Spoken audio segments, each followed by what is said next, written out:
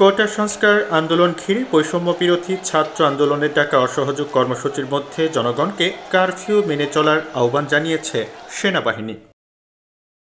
রোববার গণমাধ্যমে পাঠানো আন্তঃবাহিনী জনসংযোগ পরিদপ্তরের সংবাদ বিজ্ঞপ্তিতে বলা হয়, জনগণের জানমাল ও রাষ্ট্রের গুরুত্বপূর্ণ স্থাপনার নিরাপত্তা নিশ্চিতে অনির্দিষ্টকালের জন্য কারফিউ জারির সিদ্ধান্ত নেওয়া হয়।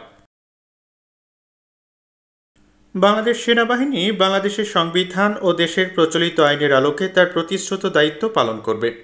এ বিষয়ে জনসাধারণকে কারফিউ মেনে চলার পাশাপাশি সার্বিক সহযোগিতা করার জন্য বিশেষভাবে অনুরোধ করা হলো। এদিকে রোববার সন্ধ্যা ৬টা থেকে পরবর্তী নির্দেশ না দেওয়া পর্যন্ত ঢাকা মহানগর সহ সব বিভাগীয় সদর, সিটি কর্পোরেশন, পৌরসভা, শিল্পাঞ্চল, জেলা সদর ও উপজেলা সদরে সান্ধ্য আইন বলবৎ করা হয়েছে। বৈষম্য বিরোধী ছাত্র আন্দোলনের পক্ষ থেকে শনিবার সরকারের পদত্যাগের এক দফা দাবিতে রোববার সকাল থেকে অসহযোগ কর্মসূচি পালন করা হচ্ছে। এক দফা দাবিতে অসহযোগ আন্দোলন ঘিরে দেশের বিভিন্ন স্থানে সংঘর্ষ চলছে। রাজধানী সহ দেশের গুরুত্বপূর্ণ স্থানগুলোতে বিক্ষোভ ও সমাবেশ করছেন আন্দোলনকারীরা।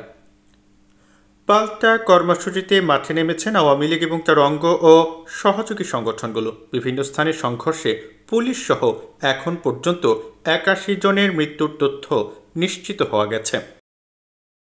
এদিকে রোববার সন্ধ্যা ৬টা থেকে অনির্দিষ্টকালের জন্য কারফিউ ঘোষণা করেছে সরকার। তবে বৈষম্য বিরোধী ছাত্র আন্দোলনের পক্ষ থেকে কারফিউ প্রত্যাখ্যান করা হয়েছে। এছাড়া সোম, মঙ্গল ও বুধবার সাধারণ ছুটি ঘোষণা করেছে সরকার।